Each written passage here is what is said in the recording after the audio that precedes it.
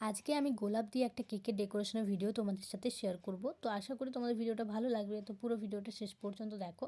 আর তোমরা যারা নতুন বেকারস আছো, এখানে কিছু কিছু টিপস আছে, সেগুলো তোমরা কিন্তু ফলো করতে পারো। তো ফার্স্টে আমি এখানে একটা 1/2 পাউন্ডের কেক রেডি করছি। আর তোমরা দেখতেই পাচ্ছ গোলাপটার নিচে যে ডাঁটিটা আছে ওটা কিন্তু আমি ক্লিন র্যাপ দিয়ে র্যাপ করে নিয়েছি। কারণ আমার মনে হয় খাবার জিনিসে যেহেতু আমরা অ্যাড করব, তো ক্লিন র্যাপ দিয়ে র্যাপ করে নেওয়াটাই ভালো।